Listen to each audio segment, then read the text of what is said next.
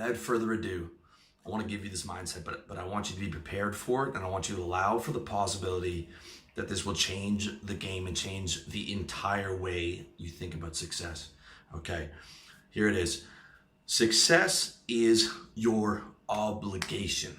Success is your obligation. Success is your responsibility. Okay, let me say that again.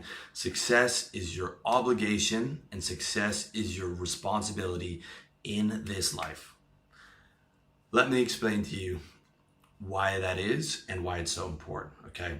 First off, to your current self, okay? You owe it to your current self to be able to create the quality of life that you deserve. You owe it to your future self to be able to create the quality of life that you deserve in the future. Believe me, if you are 25 right now, your 35-year-old self, and I'm 35, will thank you from the bottom of his heart for all the hard work that you did so that you don't have to work a terrible job at Innotech filling out TPS reports. Okay, I'm very thankful to my 25-year-old self, even though I made a ton of mistakes and didn't get it together for a while, that I at least started the process at 25 and that I'm not stuck in a job. I can't tell you how thankful I am that I did all that. Okay, if anything, it's been the best decision that I made in the last decade was to become an entrepreneur. You owe it to your community of like-minded guys, okay? You know, I talk a lot about finding your circle, finding your 5 guys, finding your positive, like-minded guys who are also trying to become successful or already successful. You owe it to those guys in terms of, you know, accountability challenges, which I've done and do with my friends, not dragging down the group, okay, with negativity and, you know, borrowing money and things like that. You owe it to your future survival because, you know, you might want to become location independent. You need to know about visas. You need to know about taxes.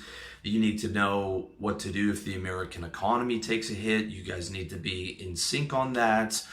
And as well as having your friends as clients. I use my friend Matt Lawrence. He's done all my book covers.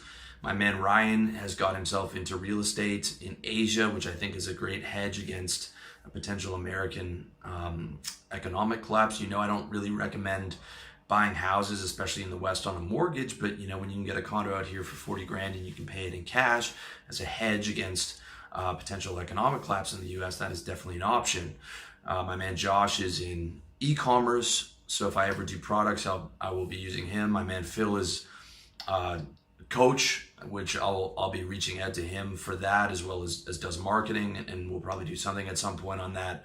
So like, you can use your friends as clients and vice versa. They can be a client of yours, but if you're not successful, if you're not lifting up the group, then that's not possible. And then, you know, if you guys want to travel together and stuff, it's like, well, we can't do that because, you know, John hasn't got himself up to the same level, and you know, he can't come with us on the trip, or we have to go somewhere else that he can afford. Okay, you owe it to your future family if you choose to have one. Again, my stance on marriage has not changed since the article and video I did in 2012 about legally getting married. I will never recommend you to legally getting married, but if you do choose to have a partner, you can even have the ceremony, but you make sure that you've got an ironclad contract and all these different things, and not legally married. And you do want to have kids, like a lot of guys do want in the future. You owe it to your future family to be successful, and that they don't have to grow up in poverty trying to eke out a living.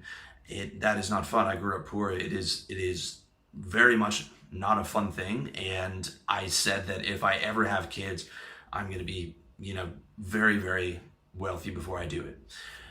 You owe it to your elderly parents who took care of you. You know, I was a handful for my mom, and I'm looking back now as an adult, and you know, she was a single mom, and she really worked her tail off to provide for me and to give me, you know, an education, and you know, we didn't have much money, but I always had clothes. There was always food on the table.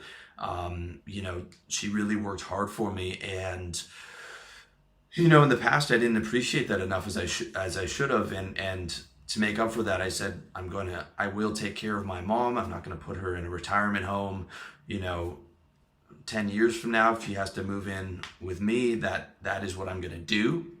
And I picture it as, I'm going to have a huge house and there'll be enough space for my mom. And if I have children or something like that, there's going to be enough space and everyone's going to be comfortable and I'm going to be able to take care of everybody. It's very, very important. And lastly, if you want to be able to impact the world in a positive way, like I do, it could be on a small level, just charity, right? But if you're making 25, 30 grand a year, what's the you can give a couple $100 a year, as opposed to if you're making $200,000 a year, you can start a program for young men, giving away 20 grand or whatever and giving away advice and all that stuff, or you can start a platform like mine. I want to be able to touch, tens of millions of lives by the time I've passed away. And in 5 years, I've already touched millions of lives doing this. And I can't tell you the amount of satisfaction I get from just the positive comments on YouTube. Like, of course, it's a business and it's about money, but having that satisfaction of helping people, seeing their reactions to my books and my articles and my YouTube comments, when I want a state boost, I'll just log on to YouTube and see, the nice things that you guys are saying. And oftentimes that will be one of the high points, if not the high points of my day, just being able to help other people. And it took me a while to really learn that, but it is so nice and so satisfying to be able to be in a position to do that. Okay. So all those things combined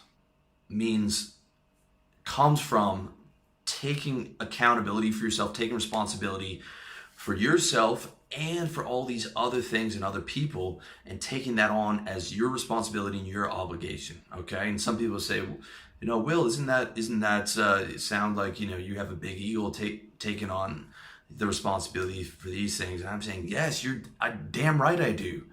Damn right I do. Okay. Damn right. Anybody who's helped the world in a positive way and being able to help their family and their friends has a big ego. You can't be successful and not have a big ego. Okay. That's the reality of it. Right? That's the reality of it. And the reality is accepting that having a big ego and taking on, I'm going to do all this stuff is not a bad thing. That's a good thing, man. That is your, responsibility in this life. As far as I'm concerned, God gave you a certain amount of potential and it's your responsibility to live up to that. All right. And believe me, I've lived before where I didn't have that mentality, and coming to a place where I have that mentality, if we're talking about the pursuit of happiness, is a massive difference in the level of your quality of life. Even if you don't have anything going on right now, just having that mentality inside you, man, I'm telling you, makes all the difference. It makes a massive difference, because then you're like, this is about more than me, dude. This is about my people. This is about my impact. This is about doing something great that's bigger than me, and that maybe I can pass this on to my children. Maybe I can build a business that I can pass on to my children, teach my sons how to do this, build intergenerational wealth, so that my grandkids can have something. It's a beautiful thing when you look at it on all those levels, okay? And it's game changing, because as men, we need a mission, all right? If you're feeling like you don't have a purpose in your life, or you don't know where you're going, it's because 100% you don't have a mission. When you have a mission, a soldier will jump on a grenade for his battalion because he's that committed to that mission, and he'll walk through blood, and he'll go over to the enemy country and dodge bullets and all that stuff. That's the power of the mission. Except instead of having a mission where you're getting your head blown off, you're having a mission where you're trying to build something great and create greatness for your family, and maybe, if you're lucky, be able to have a great impact on the world. Okay? And a lot of the mission, though, however, in the typical sense, is about teamwork and camaraderie. The problem is when you're starting out in your own business, and I still recommend a service-based business for most guys.